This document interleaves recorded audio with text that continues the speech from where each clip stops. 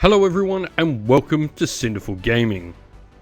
In today's video we're going to look at getting started with the Kharadron Overlords in Warhammer Age of Sigmar using Drekki's Privateers Regiment of Renown box set as a starting point for our force. We'll look to add some additional box sets and build a starting 1000 point army from this that can be used to play in Age of Sigmar in either match play or work as a starting force for Path to Glory. Drekki Flynt is a Dwarven captain of the ship the Aisling, the fastest ship apparently in all of Barak Mornar. He's an abnormally tall Dwarven, wears his own custom aerosuit emblazoned with unique designs that purposely make him stand out from a crowd. Well known as a bit of a rogue throughout the skyports and areas he frequents, Drekki is an adventurer whose very name inspires praise and curses in the same breath wherever he goes. So before we get into looking at what models come inside the box and what models we'll look to expand upon that from, we're going to look at the battle traits for the force first. Now the first of these is Sky Vessel Cover, which is going to be apparent because we do have a frigate in the initial box set. We get to subtract 1 from hit rolls for attacks that target friendly Kharadron Overlords infantry units while hollow within 6 inch of any friendly Arkanaut ironclads or, more importantly, Arkanaut frigates. Flying High is a deployment phase ability where we can pick a friendly sky vessel that's in a regiment which no units have been deployed from, then pick a number of units in its transport capacity which will be on its war scroll, and then all those units are then set up in reserve. The Descend from the Clouds ability that we have is then to allow this unit, this one of our airships and the one of our units that are inside it, to come down during the movement phase as a sort of rapid deployment force. The flagship is the last of our special rules that we get, and this allows us to pick a sky vessel to be the target. This unit can also be in reserve, and they again have a new great engine work. This is pretty cool because it does mean we get a second one of this as we get one standard. Great engine works are a special unique enhancement to the Kharadron Overlords that allow us to put some upgrades onto our various different airships.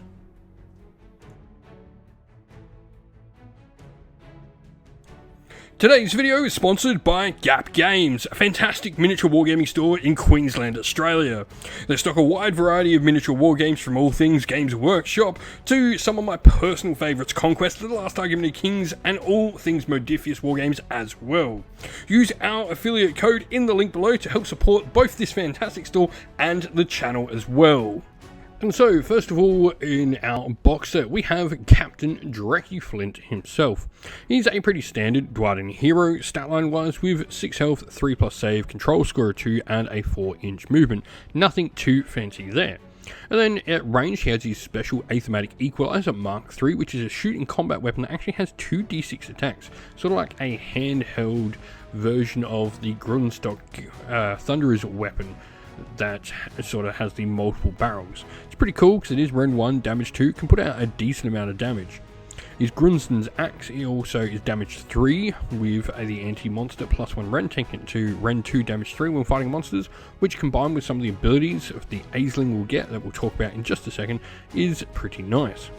Now, speaking of the Aisling, this is the ability captain of the Aisling, and his sort of main things all revolve around the ship that is made to be the figurehead and look like one of his former lovers.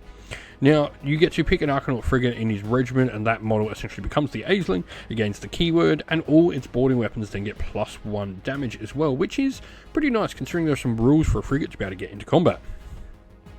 She Can Handle It is another cool special rule, a passive ability where you can reroll run and charge rolls for Aisling while it's hollow within 12 inch of Drekki.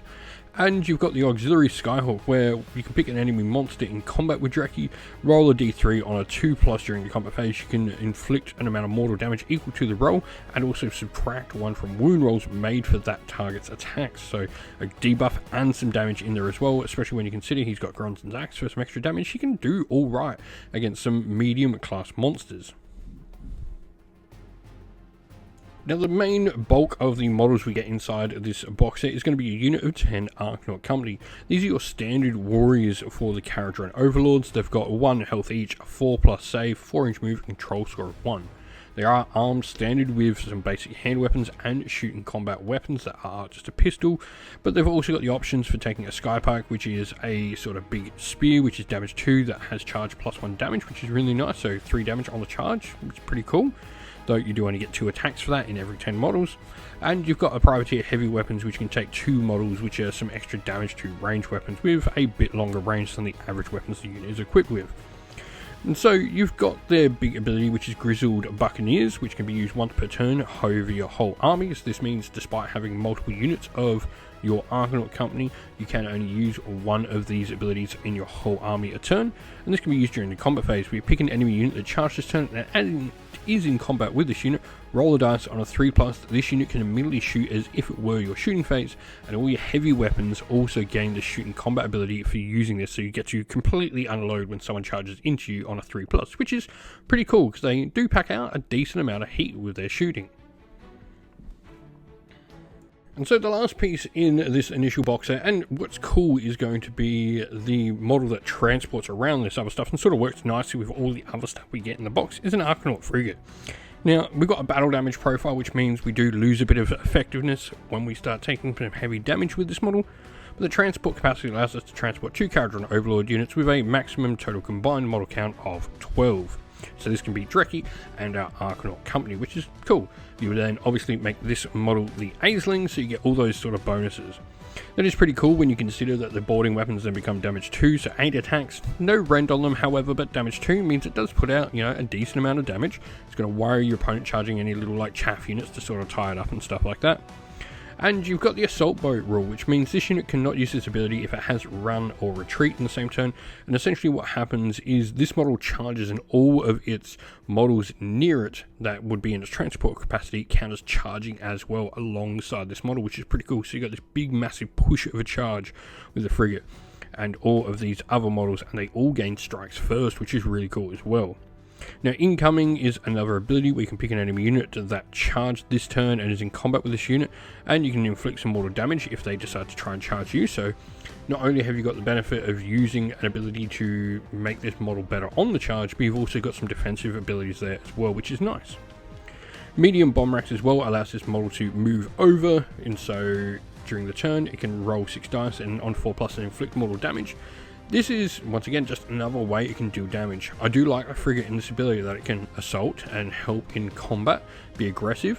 It can stay stationary, shoot, be a defensive piece, and if your opponent charges it, potentially cause some mortal damage. And you've also got the ability to just maneuver across the table and still deal some damage. So regardless on how you're using this model, whether offensively, defensively, or say a maneuverability piece, you can always get some damage out of it, which is pretty cool.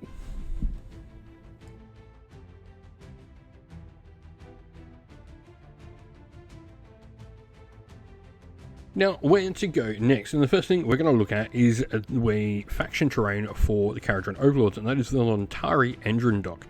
We'll talk about all the different auto engines that come with this in just a second, but the engine dock itself is something you can heal models around thanks to its repair routines ability. So you can heal any friendly sky vessels, and you do get bonuses to this if you've got particular types of units nearby. But you also can set up your auto engines nearby at the beginning of the game, and then as they are used and destroyed throughout the game, you can replace them as well thanks to that Engine Works Outpost ability. This is a pretty cool terrain piece that's going to be actively affecting how you can sort of do things on the table with different pieces. Out of all the sort of faction terrain, I do like this one a lot more than some of the others.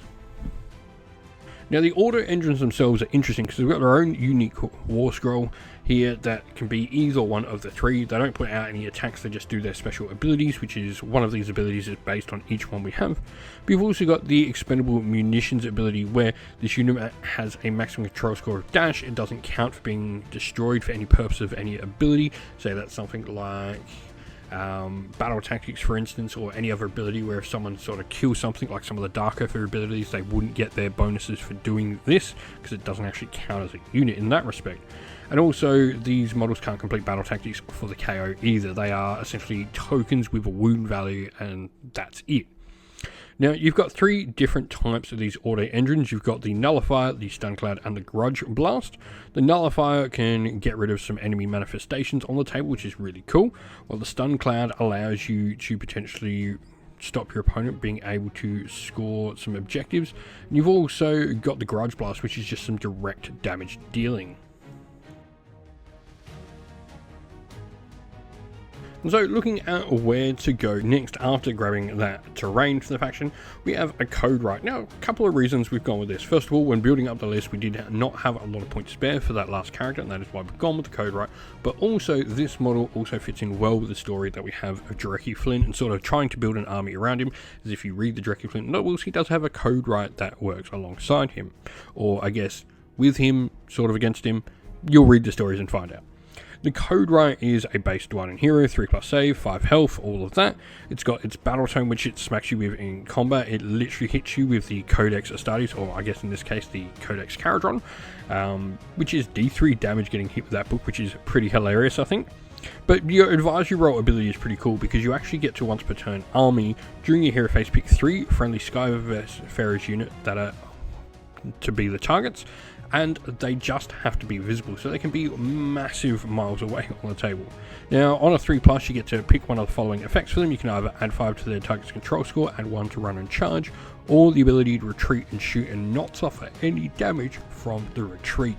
All these are really cool abilities. It does, like I say, need a 3+, so it can be a little bit unreliable. They are relatively cheap model-wise as this as well. And if you wish and you start playing in high points, there is a version of this that is from the Scourge of Gairan, which changes how this model works. But for the purpose of this video, we're going to use the standard book Codewright. Next up, we have the Grundstok Thunderers. Now, these are a dedicated shooting unit, and I guess most Kharadron Overlord things are dedicated shooting units, really, when we look at it. These guys definitely pack out more of a punch than our base Arkanaut company. They also are 2 health each with a 3+ save, and they've got a few different weapon options. The champion can't replace their Aether Shot rifle, so will be armed standard with that, but that still is 2 shots at 3s to hit 4s to wound Ren 1 and damage 1. Meanwhile, 2 in 5 models can have an Aetheric Fumigator or Deck Sweeper, exceptionally the larger version of the weapon Drekki has, or we can have a Grundstok Mortar and Aether Cannon on 2 out of the 5 models as well. So essentially you can have 1 Aether Shot rifle and then 2 models with each of these types of special weapons in there as well for some good damage. Now, their specialist Grundstok ammunition ability is cool because it can allow you to affect the game in different ways depending on what you sort of need. After the unit shot, they can either turn off a unit's ward saves, or they can give them a maximum control of 1. This gives you some good ways to deal with different types of units. If your opponent just has something that you cannot compete with on an objective, say like a giant horde of grots that has a really big control, or even like ogres that have good control on their models as base, you can just stop them and drop that control score right down and go take it with a single character.